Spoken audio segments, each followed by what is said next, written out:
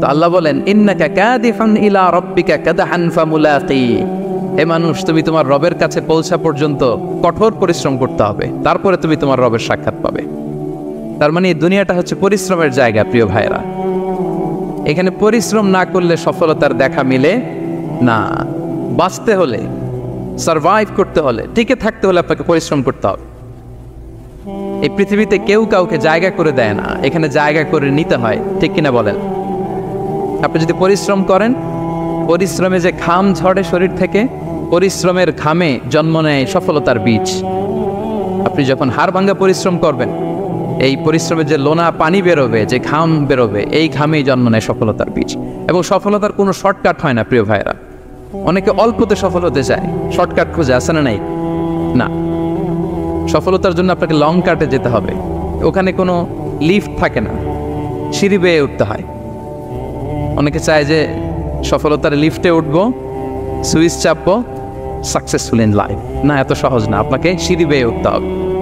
তাহলে পরিশ্রমের কোনো বিকল্প নেই। এই দুনিয়াটা হচ্ছে পরিশ্রমের জায়গা, সংগ্রামের জায়গা। আপনি সফল হতে হলে আপনাকে পরিশ্রম করতে হবে, করতেই হবে। আর পরিশ্রমে কোনো লজ্জা নেই। আমি বিভিন্ন আমার আলোচনায় বলি, কাজে লজ্জা নেই। কিসে লজ্জা নেই? আওয়াজ করে বলুন সবাই। কাজে লজ্জা নেই। লজ্জা হচ্ছে অলসতায়, লজ্জা হচ্ছে হাত পাতায়, লজ্জা হচ্ছে অকর্মণ্যতায়। কাজে লজ্জা আছে? লজ্জা কিসে বলেন সবাই? লজ্জা হচ্ছে অলসতায়, অকর্মণ্যতায়। যারা কাজ না করে ফুটানি মারে, ওইটাতে লজ্জা। অনেকে আছে ফুটানি মারে, আছে না? নাই, কাজ করে না, সব ফুটানি। এই ফুটানিতে লজ্জা, কিন্তু পরিশ্রমে কোনো লজ্জা নেই। এজন্য আল্লাহ তাআলা বললেন ইয়া আইয়ুহাল ইনসান ইন্নাকা কাদিহুন ইলা রাব্বিকা কাদহান ফামুলাকি, হে মানুষ তোমার রবের কাছে পৌঁছা পর্যন্ত তোমাকে পরিশ্রম করতে হবে। হাড় ভাঙা পরিশ্রম করে আমার কাছে আসতে হবে, তবেই সফলতা মিলবে। অন্য আয়াতে আল্লাহ তাআলা বলছেন লাকাদ খালাকনাল ইনসানা ফি কাবাদ, নিশ্চয়ই মানুষকে আমি কষ্ট এবং পরিশ্রম নির্ভর করে তৈরি করেছি। এই পৃথিবীতে টিকে থাকতে হলে তাকে পরিশ্রম করতে হয়, কষ্ট করতে হয়। এবং দুনিয়ার এই সাইকেলটা যদি দেখেন, দিন এবং রাতের যে সাইকেল, রাতকে আল্লাহ বানিয়েছেন ঘুমের জন্য, রেস্ট নেওয়ার জন্য, বিশ্রামের জন্য। আর দিনকে আল্লাহ বানিয়েছেন কর্মচঞ্চল করে, কাজের জন্য।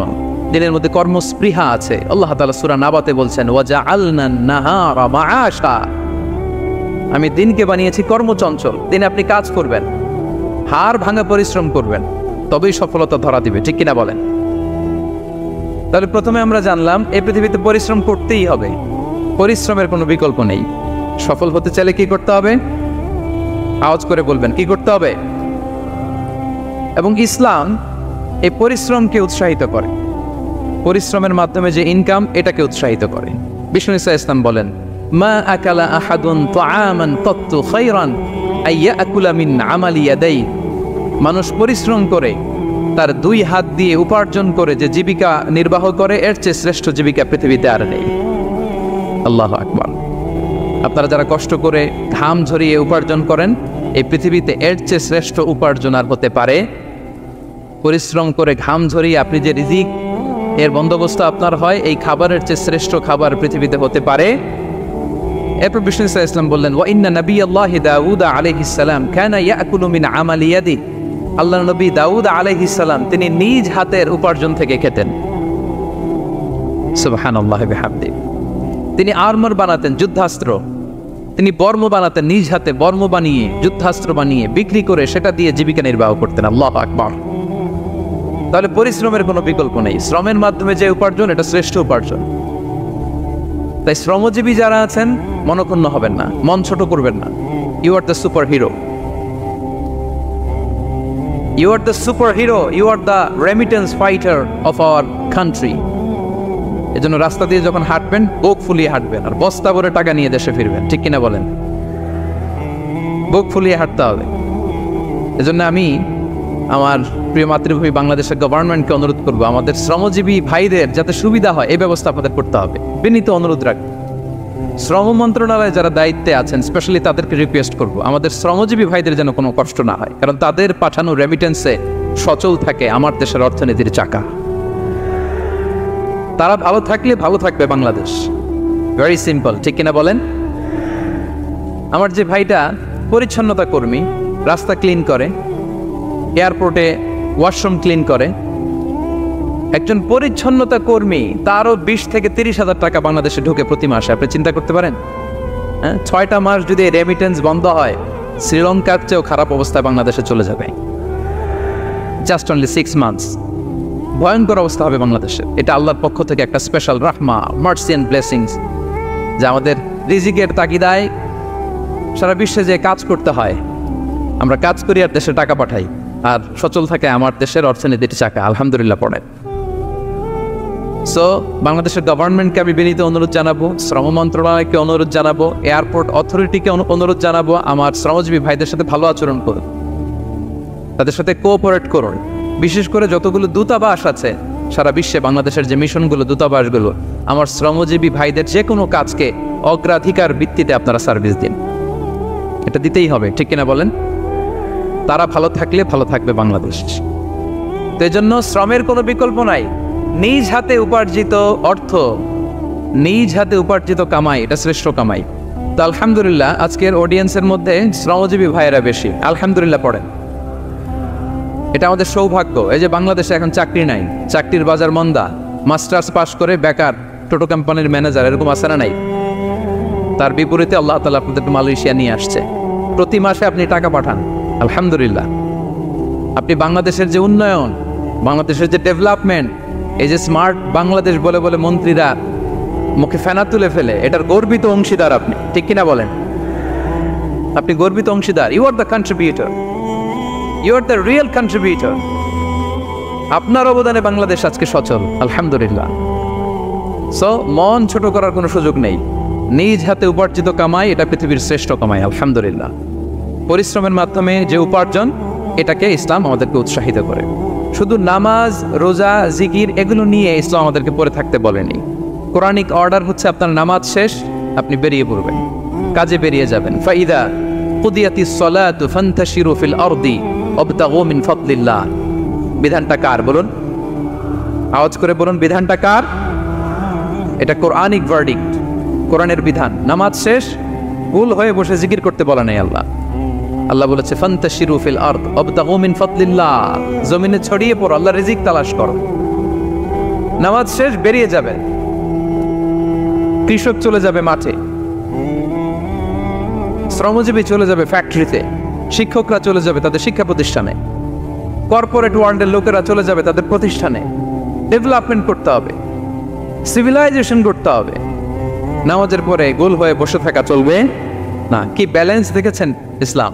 আজান হয়েছে তো মসজিদে আসো, নামাজ শেষ বেরিয়ে পড়ো, আলহামদুলিল্লাহ। কি ভারসাম্যপূর্ণ ইসলাম। ফাইদা কুদিয়াতিস সালাতু ফান্তাশিরু ফিল আরদ, যখন সালাত শেষ জমিনে ছড়িয়ে পড়ো, আল্লাহ রিজিক অন্বেষণ করো। তাহলে শুধু নামাজ রোজার মধ্যে ইসলাম নয়, আপনাকে কর্মঠ হইতে হবে, পরিশ্রম করতে হবে, হাড় ভাঙা পরিশ্রম। বিশ্বনবী সাল্লাল্লাহু আলাইহি ওয়াসাল্লাম অত্যন্ত পরিশ্রমী ছিলেন। He started his first career as a shepherd, সুবহানাল্লাহ। ওনার প্রথম ক্যারিয়ার উনি রাখাল হিসেবে শুরু করেছেন। রাখালরা যে কাজ করে, অর্থাৎ মরুভূমিতে ভেড়া, মহিষ, ভেড়া, ছাগল, তারপর বকরি, দুম্বা, এই চরানোর কাজগুলো দিয়ে বিষ্ণু ইসলাম তার ক্যারিয়ার শুরু করেছেন as a shepherd. Vishnu Islam বলেন, সেই বুখারীর বর্ণনা, মা বাআসাল্লাহু নাবিয়্যান ইল্লা রাআল গানাম, আল্লাহ তাআলা এই পৃথিবীতে এমন কোন নবী পাঠায় নাই যে নবীরা ছাগল চড়ায় নাই। সুবহানাল্লাহ পড়বেন না? সাহাবারা বললেন, ওয়া আনতা ইয়া রাসূলুল্লাহ, হে আল্লাহর নবী আপনিও ছাগল চড়িয়েছেন?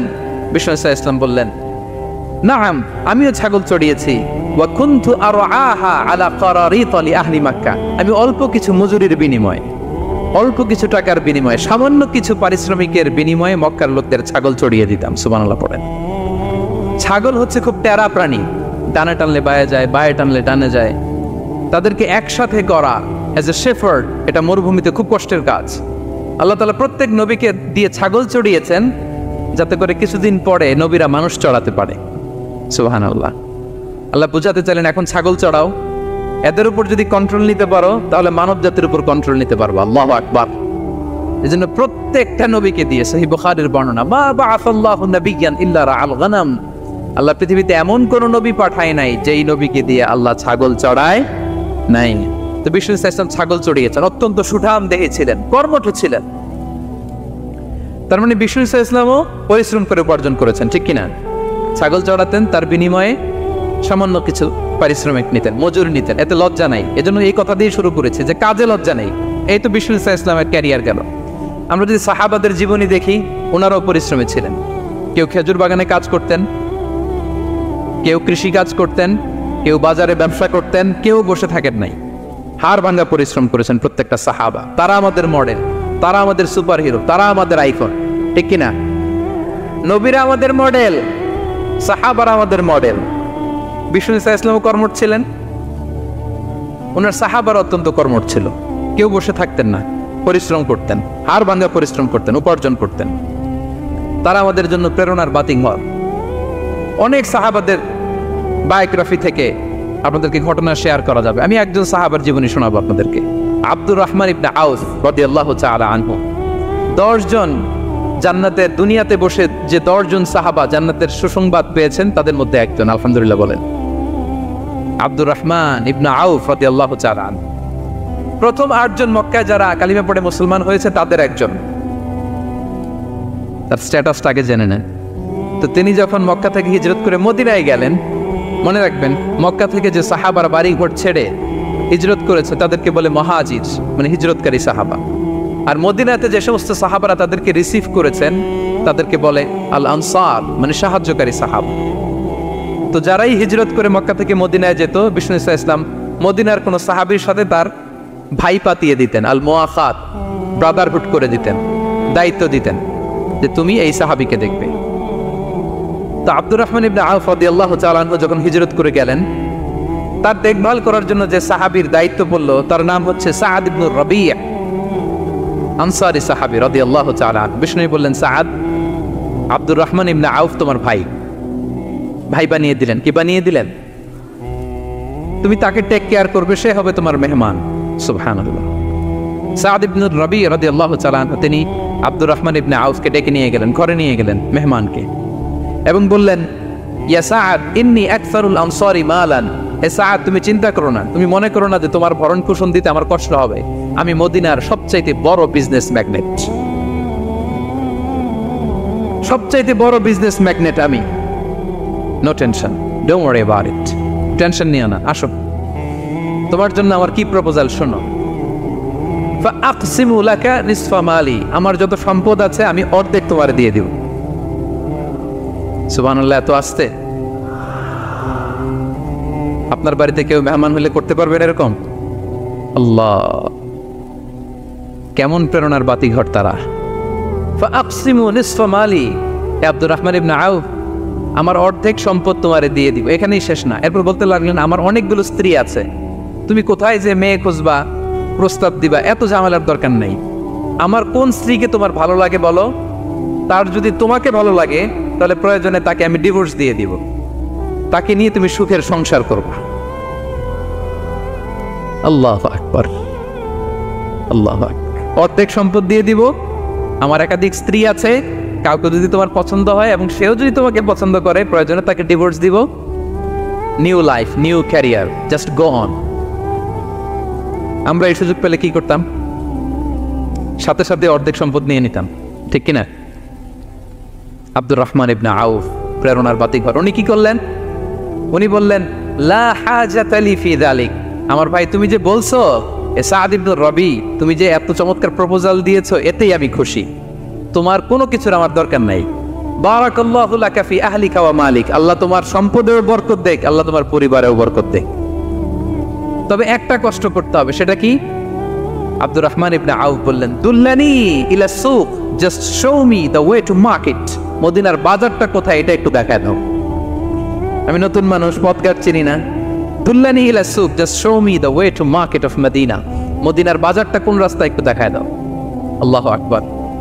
সাআদ ইবনে রাবী বললেন, এই তো মদিনার বাজার। উনি যে কিছু ঘি কিনলেন, পনির কিনলেন, কিনে বিক্রি করলেন, প্রফিট করলেন। ওই প্রফিট দিয়ে আরো বেশি করে কিনলেন, আবার বিক্রি করলেন, প্রফিট, আবার বিক্রি করলেন, প্রফিট। এই কেনা বেচা করতে করতে 1-2 মাসের মধ্যে উনি মদিনার one of the biggest business magnate হয়ে গেলেন। আল্লাহু আকবার। কি হাড় ভাঙ্গা পরিশ্রমই না তারা করেছেন। একেবারে রেডি ক্যারিয়ার ছিল। গেলাম, সবচেয়ে বড় বিজনেসম্যানের অর্ধেক সম্পত্তি পেয়ে গেলাম। He didn't accept the ready career. Rather, he made his own path with his own endeavor. নিজের চেষ্টায়, নিজের পরিশ্রমে, নিজের ঘাম ঝরিয়ে নিজের ক্যারিয়ার তৈরি করেছেন। চিল্লায় বলেন ঠিক কিনা? This is the biography of Abdul Rahman ibn Auf radiyallahu ta'ala anhu. সাহাবারা কতটা পরিশ্রম করেছেন, তার মানে বিশ্বনবী পরিশ্রমী ছিলেন, সাহাবারা পরিশ্রমী ছিলেন। এবং বিষ্ণু ইসা ইসলাম পরিশ্রম করতে বলতেন সবাইকে, হাত পাততে নিষেধ করতেন, কারণ দারিদ্রতা বড্ড ভয়ঙ্কর। দারিদ্রতা যার আসে সে বোঝে। বাংলা একটা কথা আছে, অভাব যখন দরজায় এসে দাঁড়ায়, ভালোবাসা তখন। হ্যাঁ, সবার মুখস্থ দেখছেন? অভাব যখন দরজায় এসে দাঁড়ায়, ভালোবাসা তখন জানলা দিয়ে পালায়। দারিদ্রতা ঈমান কেড়ে নেয়। আপনি পার্বত্য চট্টগ্রামের অবস্থা জানেন? আমাদের বাংলাদেশের পাহাড়ি এলাকার অবস্থা জানেন? ওখানে আমাদের গরিব মুসলিম ভাইদেরকে সামান্য কিছু টাকা পয়সা দিয়ে ওদেরকে খ্রিস্টান বানিয়ে ফেলতেছে মিশনারিগুলো। এই খবর তো আমরা রাখি না। দারিদ্রতা বড্ড ভয়ঙ্কর। এজন্য বিষ্ণু ইসলাম দারিদ্রতা থেকে আল্লাহর কাছে পানাহ চাইতেন। তিনি বলতেন, আল্লাহুম্মা ইন্নী আউযু বিকা মিনাল ফাকরি ওয়াল কিল্লাতি ওয়াদ-দিল্লা। ও আল্লাহ, I seek refuge with you from poverty, from insufficiency and humiliation. ও আল্লাহ, আমি তোমার কাছে দারিদ্রতা থেকে পানাহ চাই। ও আল্লাহ, আমি তোমার কাছে স্বল্পতা থেকে পানাহ চাই। ও আল্লাহ, আমি তোমার কাছে লাঞ্ছনা থেকে পানাহ চাই। পড়েন আমিন। এই দোয়াটা বেশি বেশি পড়বেন। আল্লাহুম্মা ইন্নী আউযু বিকা মিনাল ফাকরি ওয়াল কিল্লাতি ওয়াদ-দিল্লা। হে আল্লাহ, আমি দারিদ্রতা থেকে পানাহ চাই। আল্লাহ, স্বল্পতা থেকে পানাহ চাই। আল্লাহ, লাঞ্ছনা থেকে পানাহ চাই। সবাই পড়ুন আমিন। বিষ্ণু ইসলাম যে দোয়াগুলো শিখিয়েছেন এগুলো হচ্ছে very precise in wording but comprehensive in meaning. শব্দে খুব ছোট, কিন্তু অর্থ মানুষের হৃদয়ে এটার আবেদন অনেক ব্যাপক, অনেক বেশি। আপনি সারাদিন মিলিয়েও দোয়ার মধ্যে এত সুন্দর প্রার্থনা বাক্য তৈরি করতে পারবেন না, কিন্তু বিষ্ণু ইসলাম এক বাক্যে যেটা চেয়েছেন গোটা দুনিয়াটা এর ভেতরে ঢুকে গিয়েছে। আল্লাহুম্মা ইন্নী আউযু বিকা মিনাল ফাকরি ওয়াল কিল্লাতি ওয়াদ-দিল্লা। আল্লাহ, দারিদ্রতা থেকে পানাহ চাই। বিষ্ণু ইসলাম নিজে স্বয়ং দারিদ্রতা থেকে পানাহ চাইতেন। তাহলে দারিদ্রতার সাথে আমাদের কোনো সম্পর্ক? আমরা পরিশ্রম করব, আমরা কাজ করে খাবো, কাজে কোনো লজ্জা নেই। লজ্জা অলসতায়। চিল্লায় বলেন ঠিক কিনা? এবং বিষ্ণু ইসলামের কাছে কেউ যদি হাত পাতত, যদি দেখতেন তার কাজ করার যোগ্যতা আছে, বিষ্ণু ইসলাম ভিক্ষা দিতেন না, কাজে উৎসাহিত করতেন, ভিক্ষাবৃত্তিকে অনুৎসাহিত করতেন। এক যুবক এসে হাত পাতালো, বিষ্ণু ইসলাম আমার কিছু দেন। নয় বললেন, তুমি তো শক্ত সামর্থ্য মানুষ, বাসায় কি আছে বলো? সে বলে, আমার বাড়িতে একটা পানি খাওয়ার জগ আছে আর একটা চাদর আছে। বিষ্ণু ইসলাম বললেন, নিয়ে আস। সে নিয়ে আস। এবার বিষ্ণু ইসলাম চাদর আর জগ দুইটা নিয়ে সাহাবাদেরকে বললেন, মাইয়াশতারি হাযাইন, কে কিনবে? অকশন চিনেন? অকশন, অকশনে কি করে? নিলামে দাম তোলে না? রাসূল সাল্লাল্লাহু আলাইহি ওয়াসাল্লাম তার চাদর আর জগটা নিলামে তুললেন। এই কে কিনবে? মাইয়াশতারি হাযাইন, মাইয়াশতারি হাযাইন। একজন বলল, ফাকালা রাজুল আনা আখিযুহুমা বিদিরহাম, ইয়া রাসূলুল্লাহ, আমি 1 দিরহামে কিনবো। কয় দিরহাম? বিষ্ণু বললেন, 1 দিরহাম, 1 দিরহাম, 1 দিরহাম। মানে এর চেয়ে কেউ বাড়াবে কিনা? মাইয়াজিদু আলা যালিক, এর চেয়ে বাড়ায় দিবা কে? আরেক সাহাবী বলল, ইয়া রাসূলুল্লাহ, আমি 2 দিরহামে কিনবো। 2 দিরহাম, 2 দিরহাম, 2 দিরহাম, আর বাড়ে না। বিষ্ণু ইসলাম তার কাছে 2 দিরহাম দিয়ে বিক্রি করে দিলেন। 2 দিরহাম নিয়ে যুবককে বললেন, নাও, 1 দিরহাম দিয়ে কিছু খাবার কিনে তোমার ফ্যামিলিকে দিয়ে আস, আরেক দিরহাম দিয়ে একটা কুঠার কিনে নিয়ে আস। তো যুবক কুঠার কিনে আনলো। ফাওয়াদাআ লাহু আর-রাসূল সাল্লাল্লাহু আলাইহি ওয়াসাল্লাম ইয়াদান, রাসূল সাল্লাল্লাহু আলাইহি ওয়াসাল্লাম নিজ হাতে ওই কুঠারের একটা হাতল লাগাই দিলেন কাঠের। শুধু কুঠার দিয়ে তো হবে না, একটা হাতল থাকতে হবে না? বিষ্ণু সাল্লাল্লাহু আলাইহি ওয়াসাল্লাম ওনার মোবারক হাতে, বরকতময় হাতে ওই কুঠারে একটা হাতল লাগাই দিলেন। এবার বললেন, যাও, 1 দিরহাম দিয়ে কুঠার, আরেক দিরহাম দিয়ে খাবার কিনে আনো। এই কুঠার দিয়ে জঙ্গলে যে কাঠ কেটে লাকড়ি বেচে জীবিকা নির্বাহ করো। সামনের 15 দিন আমার সামনে যেন তোমার গুড়গুড় করতে না দেখি। এ বেচারা গেল, 1 দিরহাম দিয়ে ফ্যামিলিতে খাবার দিল, আর লাকড়ি নিয়ে কাঠ কাটতে না কাটতে কয়েকদিনের ব্যবধানে ও 10 দিরহাম কামায় ফেলছে। আস্তে আস্তে আস্তে আস্তে সে স্বাবলম্বী হয়ে গেল। এরপর একবার বিষ্ণু ইসলামের কাছে আসছে। বিষ্ণু ইসলাম তারে বলে, মানুষের কাছে হাত পাতার চেয়ে, দুয়ারে দুয়ারে ভিক্ষা করার চেয়ে তোমার মতো এরকম কাঠ কেটে, জঙ্গলে কাঠ কেটে বাজারে বিক্রি করা অনেক ভালো। আল্লাহু আকবার। এই হচ্ছে বিষ্ণু ইসলামের ক্যারেক্টারিস্টিক্স। তিনি ভিক্ষাবৃত্তিকে অনুৎসাহিত করতেন। এই যে গল্পটা, what is the moral of the story? কি শিখলাম? 1 নম্বর যেটা শিখলাম, তিনি কাজ করে খেতে উৎসাহিত করেছেন। চাইলেই বিষ্ণু ইসলাম ওই দুইটা জিনিস বিক্রি করে 2 দিরহাম দিয়ে বলতে পারতেন, যাও 2 দিরহাম দিয়ে খাবার কেনো। ওই বেলা খেয়ে রাতের বেলা আরেক দুয়ারে যে ভিক্ষা করতো, ঠিক কিনা বলেন? কথা বুঝতেছেন? 2 দিরহাম দিয়ে যদি খাবার কিনতো তো দুপুরে খেয়ে রাতে কি করতো? আবার হাত পাততো। সেটা করে নাই, কাজ করে খেতে উৎসাহিত করেছেন এবং স্থায়ী সমাধান করে দিয়েছেন। কারণ কাজই, কাজে কোনো ছোট বড় নাই। আছে? কাজে কোনো ছোট বড় আছে না। তাহলে ইসলাম আমাদেরকে পরিশ্রমী হতে শেখায়, কর্মমুখী হতে শেখায়। ইসলাম কতটা কর্মমুখী ধর্ম দেখেন। বিষ্ণু ইসলাম বলেন, ইন কামাতিস সাআ ওয়া ফি ইয়াদি আহাদিকুম ফাসিলা। কেউ যদি দেখে কিয়ামত হয়ে যাচ্ছে, কি হয়ে যাচ্ছে? সবাই বলুন। কেউ যদি দেখে কিয়ামত হয়ে যাচ্ছে আর তার হাতে একটা চারা বীজ আছে, গাছের চারা। কি আছে? গাছের চারা। সে গাছের চারা রোপণ করতে গেছিল, ওদিকে যায় দেখে কিয়ামত শুরু হয়ে গেছে। বিষ্ণু নবী বলেন, ফাইন ইসতাতাআ আন লা তাকুমা হাত্তা ইয়াগরিসাহা ফালইয়াগরিসহা। সে যদি পারে কিয়ামত হওয়ার আগেই ওটা রোপণ করে দিতে, সে যেন তাড়াতাড়ি করে রোপণ করে দেয়। আল্লাহু আকবার। ইসলাম কতটা কর্মমুখী ধর্ম। কিয়ামত শুরু হয়েছে, বিষ্ণু বলেন তার উপর কিয়ামত আসার আগে সে যদি চান্স পায় চারা বীজটা যেন রোপণ করে দেয়। আর আমরা এখন আখিরুজ্জামান, দাজ্জাল আসবে, কিয়ামত হয়ে যাবে, 2025 সালেই হবে, এগুলো বলে কাজকর্ম সব বন্ধ করে দিচ্ছে। এরকম ডাকাইতে আছে না নাই? হ্যাঁ বলেন, আছে না নাই? তা আখিরুজ্জামান কি আপনারা এটা শিখায়, এই লেসন শিখায়? আখিরুজ্জামান আসবে, দাজ্জাল আসবে, তো আপনার সমস্যা কি? দাজ্জাল আসবে দেখেই তো আপনাকে বিজনেস করে এমন টাকা কামাইতে হবে যাতে করে দাজ্জাল আসলে আমি আমার অর্থ দিয়ে মুজাহিদিন ভাইদেরকে সহায়তা করতে পারি। দাজ্জাল আসবে তো আপনার প্রবলেম কি? আপনার বডি বিল্ডিং করতে হবে, আপনার ফ্যামিলিকে তারবিয়া দিতে হবে, আপনার সোসাইটিকে সমৃদ্ধ করতে হবে, আপনাকে সভ্যতার কারিগর হইতে হবে। আপনার সব কাজ আপনি আরো বাড়াই দিবেন দাজ্জালের প্রশ্ন আসলে। এখন দাজ্জাল আসবে, 25 সালেই আসবে, 26 সালেই কিয়ামত হবে। কি হবে ক্যারিয়ার দিয়ে? আর কি হবে ব্যবসা করে? এরকম আছে না নাই? এরকম করা যাবে? বিশ্বনবী কি বললেন? কিয়ামত হইতেছে, তুমি দেখতেছো চাক্ষুষ বিলা আয়ান, দেখতেছো কিয়ামত হইতেছে, আর তুমি গাছ লাগাইতে গেছিলা। যদি সুযোগ হয় কিয়ামত হওয়ার আগে আগে কি করো? গাছ লাগাও। সুবহানাল্লাহ পড়বেন না? প্রিয় ভাইয়েরা, আমরা যেন পরিশ্রমী হই, আমরা যেন কর্মঠ হই, আমরা যেন অলস না হই। বিষ্ণু ইসলাম অলসতা থেকে আল্লাহর কাছে পানাহ চাইতেন। আল্লাহ আমাদেরকে বোঝার তৌফিক দান করুক, আমরা পড়ি আমিন। আল্লাহ নবী সাল্লাল্লাহু আলাইহি ওয়াসাল্লাম শুধু পরিশ্রম করতে বলেছেন এমন নয়, তিনি পরিশ্রমীদেরকে পছন্দ করতেন। এক সাহাবীর সাথে তিনি মুসাফা করলেন, দেখলেন হাতটা বড্ড খসখসে, তিনি শ্রমজীবী সাহাবী। এটা যখন তিনি শুনতে পেলেন, তিনি পরম মমতায় আলতো করে ওই শ্রমিক সাহাবীর হাতে তিনি চুমো খেলেন। আল্লাহু আকবার। এবং ওনার আন্ডারে যারা কাজ করত তাদের সাথে বিষ্ণু ইসলামের যে আচরণ, ওনার যে শ্রমিক, ওনার যে খাদেম, তাদের সাথে বিষ্ণু ইসলামের যে ডিলিং শুনলে আপনি অবাক হয়ে যাবেন। আপনি কারো ব্যাপারে যদি রিয়েল ইনফরমেশন চান, আপনি কয়েকটা জায়গায় নক করতে হবে। 1 নম্বর, ধরেন যে একজন বড় সাহেব, তার আসল তথ্য যদি চান তার বউকে জিজ্ঞেস করেন। কারা জিজ্ঞেস করবেন?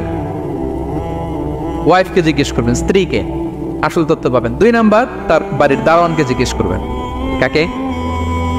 3 নম্বর, তার ঘরের কাজের বুয়া, সব জানে উনি, ওই কাজের বুয়া থেকে রিপোর্ট নেবেন, ঘরে যে কাজ করে। 4 নম্বর, তার ড্রাইভার, দারোয়ান, কাজের বুয়া, ওয়াইফ, এদের কাছ থেকে যদি আপনি জিজ্ঞেস করেন, ফলের বিড়াল বেরিয়ে আসবে। ঠিক কিনা বলেন? তা আসেন বিষ্ণু ইসলামের যে খাদেম, কর্মচারী, তারা একটু জিজ্ঞেস করে বিষ্ণু ইসলামের আচরণ কেমন ছিল। বিষ্ণু ইসলামের খাদেমের নাম হচ্ছে আনাস রাদিয়াল্লাহু আনহু। আলহামদুলিল্লাহ, খাদিমুর রাসূলিল্লাহ, বিষ্ণু ইসলামের খাদেম। আসেন ওনাকে জিজ্ঞেস করি যে বিষ্ণু ইসলামের আচরণ কেমন ছিল। আনাস রাদিয়াল্লাহু তাআলা আনহু বলেন, খাদিমতুন নবিয়্যা 10 সিনিন, আমি বিষ্ণু ইসলামের 10 বছর খেদমত করেছি। 1-2 বছর না, 10 বছর বিষ্ণু ইসলামের খেদমতে আমি নিয়োজিত ছিলাম। ফামা ক্বালা লি লিমা সানা'তা ওয়ালা লিমা লা সানা'তা, 10 বছরের মধ্যে একদিনও কখনো বলে না, এ আনাস এটা কেন করলা, এ আনাস এমনটা কেন হলো, এটা কেন করলা না, একদিনের জন্য বলে নাই। কেন এটা করছো, কেন এটা করো নাই, এরকম কোনো প্রশ্ন আমাকে কোনোদিন করে নাই। সুবহানাল্লাহ। আনাস রাদিয়াল্লাহু তাআলা কি ভুল করেন নাই? করছেন। ছোট মানুষ তো, একেবারে ছোট বাচ্চা ছিলেন। ওনার আম্মা যখন আনাস রাদিয়াল্লাহু তাআলাকে নিয়ে আসছে, বিষ্ণু ইসলাম মক্কা থেকে হিজরত করে মদিনায় আসলেন, সবাই বিশ্বনবীকে ঘিরে ধরলো। সবাই বিশ্বনবীকে সালাম দেয়, মুসাফা করে, হাদিয়া দেয়। আনাসের মা চোখের পানি ছাড়ে, বিশ্বনবীর কাছে লজ্জা এসে বলে, ইয়া রাসূলুল্লাহ, সবাই আপনাকে উপহার দেয়, সবাই আপনাকে হাদিয়া দেয়, আমি আপনারে কি হাদিয়া দেব? হাদিয়া দেওয়ার মতো কিছু নাই আমার এই কলিজার টুকরা আনাস ছাড়া, আমি আনাসকেই আপনারে হাদিয়া দিয়ে দিলাম। ইয়াখদুমুকা ইয়া রাসূলুল্লাহ, এ নবী, আনাস আপনার খেদমত করবে, আপনার ওযুর পানি এনে দিবে, আপনার মেসওয়াকটা এনে দিবে, আপনার জুব্বাটা এনে দিবে। আমি আমার কলিজার টুকরা, আমার নাড় ছেঁড়া ধন আনাসকেই আপনারে উপহার দিয়ে দিলাম। আনাস রাদিয়াল্লাহু তাআলা বিষ্ণু সাল্লাল্লাহু আলাইহি ওয়াসাল্লামের সাথে থাকতেন, ওযুর পানি এনে দিতেন, জামা এনে দিতেন। বিষ্ণু বললেন, আনাস, আমার ওই জুব্বাটা নিয়ে আসো। ছোট্ট আনাস জুব্বা আনতে যে মদিনার বাচ্চারা খেলতেছে, আমাদের দেশে যে খেলে, কুতকুত খেলে, চারা খেলে, এইটা খেলে, সেইটা খেলে, ওই খেলাধুলা দেখে নবীর জামা আনার কথা উনি ভুলে গেলেন। বাচ্চাদের সাথে দাঁড়িয়ে খেলা দেখতে আরম্ভ করলেন। এখন সময় গড়িয়ে অনেক হয়ে গেল, আনাসও আসে না, জুব্বাও আসে না। ঘটনা কি? বিষ্ণু সাল্লাল্লাহু আলাইহি ওয়াসাল্লাম বললেন, যাই, নিজের জামা নিজে নিয়ে আসি। তো বের হলেন, যে দেখে সর্বনাশ, আনাসকে পাঠাইছি জুব্বা আনতে, আনাস দেখি এদিকে খেলার মধ্যে মগ্ন হয়ে আছে। বিষ্ণু সাল্লাল্লাহু আলাইহি ওয়াসাল্লাম কিছুই বললেন না, চুপ করে যে উনিও আনাসের পিছনে এভাবে দাঁড়িয়ে রইলেন, কিছুই বলে না। তো আনাস খেলা একবার এদিকে দেখে, একবার ওদিকে দেখে, একবার এদিকে ঘুরতে ঘুরতে হঠাৎ দেখে পিছনে কে? স্বয়ং বিশ্বনবী। আল্লাহ, বিশ্বনবীর দেখে তো আনাস রাদিয়াল্লাহু তাআলার কলিজাটা এখানে চলে আসছে ভয়। হায় হায়, আজকে খবর আছে। হায় হায়, আমার না জুব্বা আনতে বলছিল, আমি কি কাজ করলাম? ভয়ে আটকে উঠছে। বিষ্ণু ইসলাম ধমক দেয় নাই, পেট্টি দেয় নাই, কিছু করে নাই, শুধু একটা মুচকি হাসি দিয়েছে। আনাস রাদিয়াল্লাহু তাআলা আনহু বলে, বিশ্বনবীর সেই দিনের মুচকি হাসির শাসন মৃত্যুর আগ পর্যন্ত আমাকে সোজা রাস্তায় রেখেছে, আর ডানে বায়ে করি নাই কোনোদিন। তার মানে শাসন করতে জানলে বেত মারা লাগে না, শাসন করতে জানলে গায়ে হাত তোলা লাগে না, শাসন করতে জানলে মুচকি হাসি দিয়েও শাসন করা যায়, ঠিক কিনা বলেন? বিশ্বনবীর মুচকি হাসির শাসন আনাস রাদিয়াল্লাহু তাআলা আনহুকে আজীবন সোজা রাস্তা রেখেছে। তাহলে শ্রমজীবীদেরকে বিষ্ণু সাল্লাল্লাহু আলাইহি ওয়াসাল্লাম কতটা সম্মান করতেন, শ্রদ্ধা করতেন, ভালোবাসতেন, বুঝতে পারছেন সবাই? প্রিয় ভাইয়েরা, লেবার রাইটস ইন ইসলাম, ইসলামের শ্রমিকের অধিকার। শ্রমিকদেরকে ইসলাম কমপক্ষে 7টা অধিকার দিয়েছে। কয়টা? 1 নাম্বার, ইসলাম একজন শ্রমিককে প্রথম যে অধিকারটা দিয়েছে সেটা হচ্ছে কাজ শেষে, শ্রম শেষে তার পারিশ্রমিকের অধিকার, মজুরি পাওয়ার অধিকার, কাজ শেষে বেতন পাওয়ার অধিকার। কাজ করেছেন তো আপনি বেতন পাবেন, এটা আপনার অধিকার। বেতন বা পারিশ্রমিক এটা একটা কর্মজীবীর অধিকার। আপনার কোম্পানির মালিক যে আপনার বেতন দেয়, এটা কি দয়া করে? করুণা। তো এটা যদি করুণা হয়, সে যে আপনার কাজ করে দেয়, এটাও তো করুণা, এটা তো আর বড় করুণা, কি বলেন? আপনি যে স্যালারি পে করেন, এটা যদি করুণা হয়, সে যে পরিশ্রম করে, সে তো আর বড় করুণা করে আপনারে, তার কারণে তো আপনার কোম্পানি টিকে আছে, ঠিক কিনা বলেন? তাহলে এটা করুণা নয়, এটা শ্রমিকের অধিকার। এবং বিশ্বনবী সাল্লাল্লাহু আলাইহি ওয়াসাল্লামের সেই ঐতিহাসিক বাণী, তিনি বলেছেন, আতুল আজীরা আজরাহু ক্বাবলা আন ইয়াজিফা আরাফু, ঘাম শুকিয়ে যাওয়ার আগে শ্রমিককে তার পারিশ্রমিক বুঝিয়ে দাও। সুবহানাল্লাহ, বিশ্বনবীর ঐতিহাসিক বাণী। এখন জাতিসংঘ আমাদেরকে শিখায় যে শ্রমিকের মজুরি দিতে হবে, অন টাইমে দিতে হবে, স্যালারি দিতে হবে, এই করতে হবে, সেই করতে হবে। মানবাধিকারের কর্মীরা আমাদেরকে শিখায়, তারা শিখানোর 1500 বছর আগে বিশ্বনবী সাল্লাল্লাহু আলাইহি ওয়াসাল্লামের ঐতিহাসিক বাণী, তিনি বলেছেন, আতুল আজীরা আজরাহু ক্বাবলা আন ইয়াজিফা আরাফু, শ্রমিকের ঘাম শুকাবার আগে তার মজুরি পেমেন্ট করে দাও। সুবহানাল্লাহ, ঘাম শুকিয়ে যাওয়ার আগে, মানে অন টাইম, দ্রুততম সময়ে শ্রমিককে তার মজুরি দিয়ে দাও, তার বেতন দিয়ে দাও। যারা শ্রমিককে তার পারিশ্রমিক অন টাইমে দেয় না, স্যালারি অন টাইমে পে করে না, টালবাহানা করে, গরিমসি করে, তাদের ব্যাপারে বিষ্ণু সাল্লাল্লাহু আলাইহি ওয়াসাল্লাম কি বলেন? বিষ্ণু বলেন, 3 শ্রেণীর ব্যক্তি, সালাসাতুন আনা খাসমুহুম ইয়াউমাল কিয়ামা, 3 শ্রেণীর ব্যক্তির বিরুদ্ধে আমি বিশ্বনবী কিয়ামতের দিন আল্লাহর কাঠগড়ায় মামলা দায়ের করব। আমি বিশ্বনবী 3 শ্রেণীর ব্যক্তির বিরুদ্ধে আমি বিশ্বনবী আল্লাহর সুপ্রিম কোর্টের কাঠগড়ায় মামলা দায়ের করব। এর মধ্যে 1 শ্রেণীর ব্যক্তি হচ্ছে রাজুলুন ইস্তাআজারা আজীরান ফাস্তাওফা মিনহু ওয়া লাম ইউতিহি আজরা, কোন ব্যক্তি যে শ্রমিক নিয়োগ দেওয়ার পরে তার কাছ থেকে কাজ বুঝে নিয়েছে কিন্তু তাকে তার প্রাপ্য বুঝিয়ে দেয়নি। এরকম ডাকাত আমাদের সমাজে আছে না নাই? কাজ ঠিকই বুঝে নিচ্ছে কিন্তু তার প্রাপ্যটা বুঝিয়ে দেয়। বিশ্বনবী বলেন, তার বিরুদ্ধে আমি মামলা দায়ের করব। প্রিয় ভাইরা, বুঝে থাকলে উত্তর দেন। বিশ্বনবী যার বিরুদ্ধে মামলা দায়ের করবে তার জান্নাত তো একেবারে ডাইরেক্ট, তাই না? হ্যাঁ, সুন্দর বলছে একজন, তার কোনো জামিন নাই, ঠিক কিনা বলেন? বিশ্বনবী যার বিরুদ্ধে মামলা দায়ের করেছে তার জান্নাতে যাওয়া তো দূর কি বাত, সে জান্নাতের ঘ্রাণও তার নাকে ঢুকবে না, চিল্লায় বলেন ঠিক কিনা? এজন্য খবরদার, শ্রমিককে তার শ্রম নেয়ার পরে তার পারিশ্রমিক দিয়ে দেন, তার ঘাম শুকিয়ে যাওয়ার আগে, মানে অন টাইম। এটা নিয়ে কোনো টাল বাহানা করা যাবে, তাহলে বিশ্বনবী তার বিরুদ্ধে মামলা দায়ের করবে। তার মানে 1 নম্বর অধিকার বুঝে পেয়েছেন? আপনি যে কাজ করেন, কাজের বিনিময়ে যে পারিশ্রমিক পান, যে স্যালারি পান, এটা আপনার অধিকার। এটা করুণা নয়, এটা অনুকম্পা নয়, এটা কোনো দয়া নয়, ইটস ইউর রাইট, এটা আপনার অধিকার। আওয়াজ করে বলুন তো, গলা ফুলিয়ে, এটা আপনার কি? 2 নম্বর, একটা শ্রমিককে ইসলাম যে অধিকার দেয় সেটা হচ্ছে চুক্তি মাফিক সকল সুযোগ সুবিধা প্রাপ্তির অধিকার। অর্থাৎ একজন এমপ্লয়ার যখন তার এমপ্লয়িকে নিয়োগ করে, একটা এমপ্লয়মেন্ট কন্ট্রাক্ট থাকে না? এমপ্লয়মেন্ট কন্ট্রাক্ট বুঝেন তো? একটা চুক্তিপত্র থাকে, এখানে ফিক্স করা থাকে ওয়ার্কিং আওয়ার্স, কয় ঘন্টা আপনি কাজ করবেন, আপনার জব স্পেসিফিকেশন, কি করবেন কি করবেন না, আপনার স্যালারির ব্যাপারে থাকে, কত স্যালারি দিবে, কখন দিবে, আবার আপনি ওভার টাইম করলে এক্সট্রা পে করবে, আপনি রেগুলার কাজ করলে ঘন্টায় per hour 20 ringgit, overtime করলে 40 রিঙ্গিট। তারপর আপনি কখন ব্রেক নেবেন, একটা ব্রেক থাকে না, যে এই টাইমে একটা ব্রেক দিতে হবে, এগুলো মিউচুয়াল আন্ডারস্ট্যান্ডিংয়ে এমপ্লয়মেন্ট কন্ট্রাক্টে থাকে। আপনি হলিডে কখন করবেন, ছুটি থাকতে হবে। টানা 7 দিন কাজ করানো যাবে বলেন? না, আন্তর্জাতিকভাবে এটা নিষিদ্ধ। টানা 7 দিন কোনো কাজ নাই, 1 দিন তার হলিডে থাকতে হবে, তার অ্যানুয়াল লিভ থাকতে হবে। Right to rest and leisure, বিশ্রামের একটা সময় লাগবে। এই যে 1 মে আন্তর্জাতিক শ্রমিক দিবস, এটা শুরু হয়েছে কিভাবে?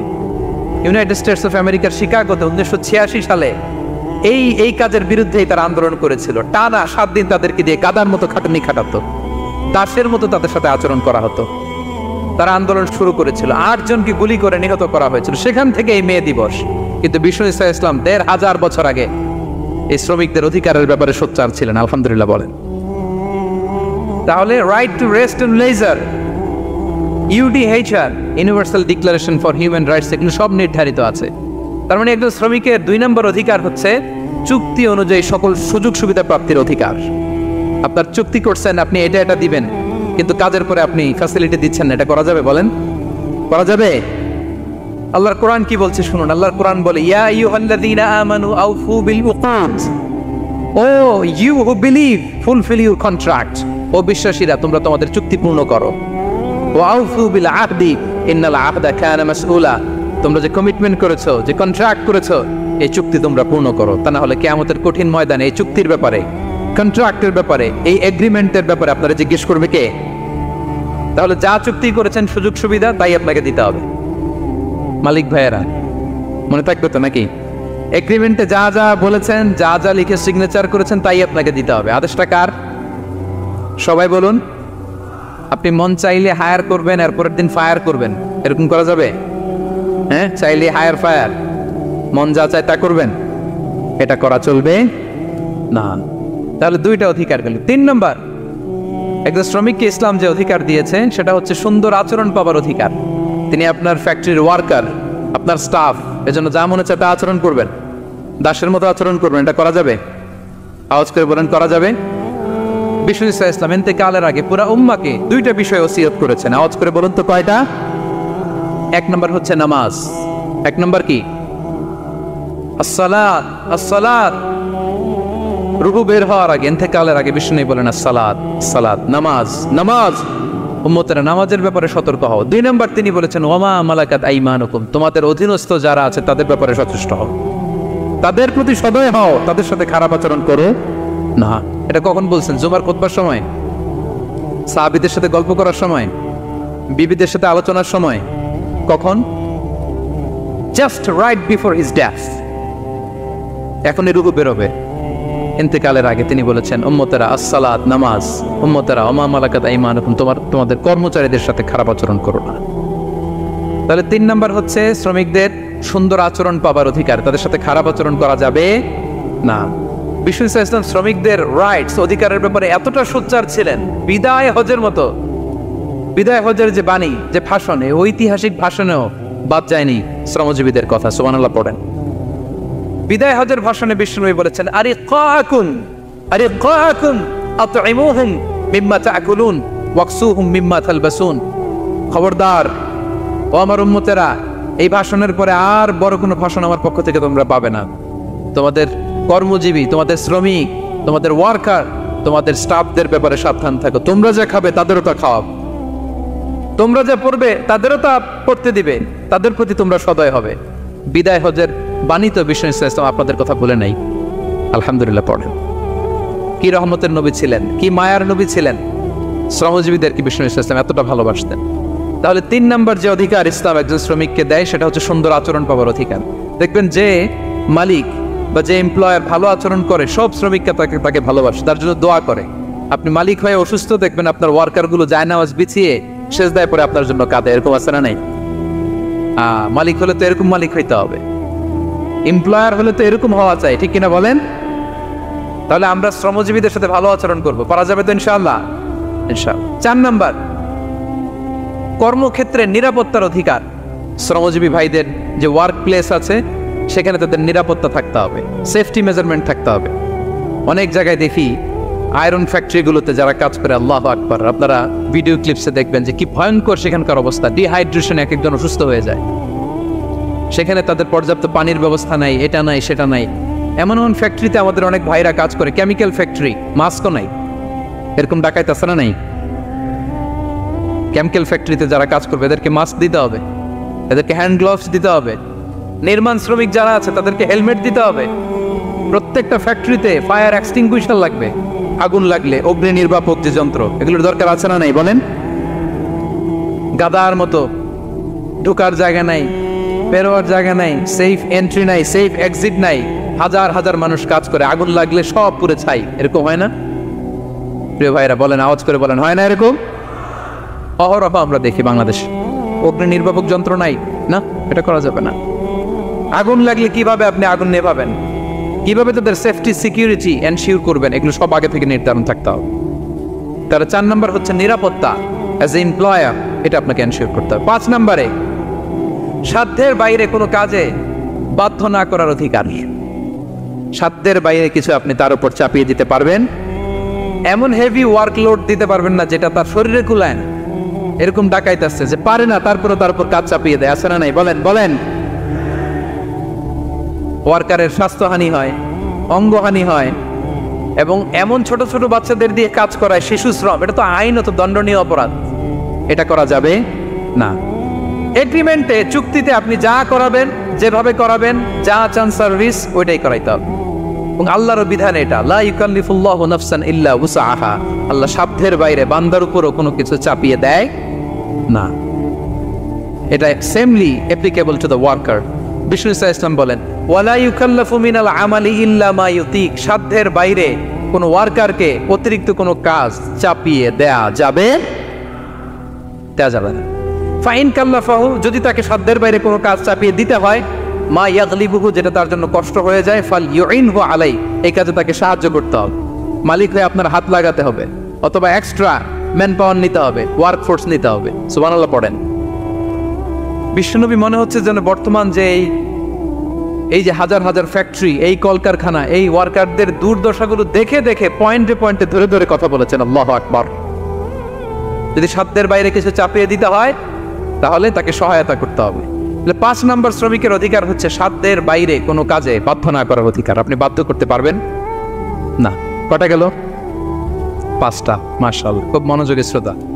6 নম্বরে শ্রমিকের উপর আল্লাহ যা যা ফরজ করেছেন তা আদায়ের অধিকার দিতে হবে আপনাকে। সালাতের সময় হলে তাকে নামাজ পড়তে দিতে হবে। নন মুসলিম হলে ওটা ভিন্ন ইস্যু।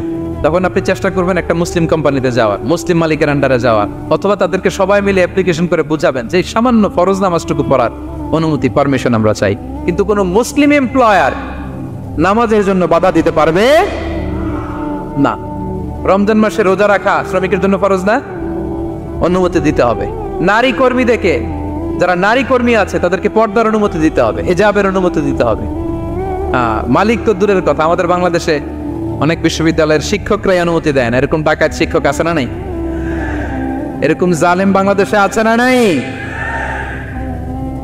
ঢাকা বিশ্ববিদ্যালয় চিন্তা করা যায়, মুসলিমদের টাকা দিয়ে যে বিশ্ববিদ্যালয়, ওখানে আমার বোনেরা পর্দা করে যেতে পারে না, আমার মুসলিম বোনেরা হিজাব পড়তে পারে না, নেকাব পড়তে পারে না।